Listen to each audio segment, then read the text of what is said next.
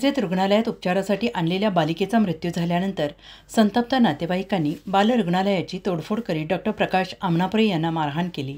या तोडफोडीत वैद्यकीय साहित्य आणि मालमत्तेचे लाखोंचे नुकसान झाले आणि याबाबत गांधी चौक पोलिसात 7 जणांविरोधात गुन्हा दाखल करण्यात आला असून या घटनेचा मिरज IMAने निषेध केला आहे।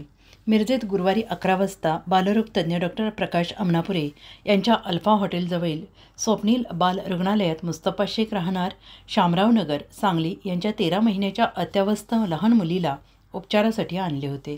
मात्र उपचारापूर्वीच बालिकेचा मृत्यू झाला। त्यामुळे डॉक्टर उपचारासाठी लवकर आले नसल्याने मुलीचा मृत्यू झाल्याचा आरोप करीत मुस्तफा शेख आणि त्यांच्या असलेल्या नातेवाईकांनी रुग्णालयातील फर्निचर आणि इतर वैद्यकीय साहित्याची मोडतोड केली। डॉक्टर प्रकाश आमनापुरे यांना मारहाण केली आणि यावेळी रुग्णालयातील वैद्यकीय साहित्य आणि मालमत्तेचे लाखोंचे नुकसान करण्यात आले। तोडफोड आणि मारहाणीचा प्रकार CCTVत कैद झाला आहे।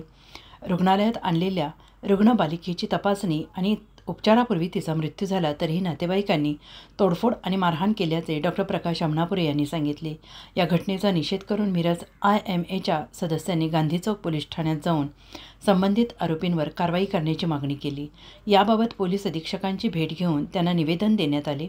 या प्रकरणी गांधी चौक पोलीस ठाण्यात मुस्तफा शेख आणि अन्य 6 जणांवर गुन्हा दाखल करण्यात आला आहे।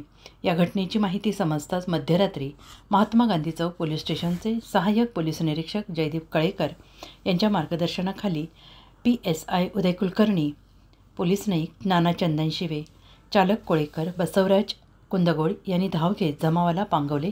पुढील अनर्थ टळला।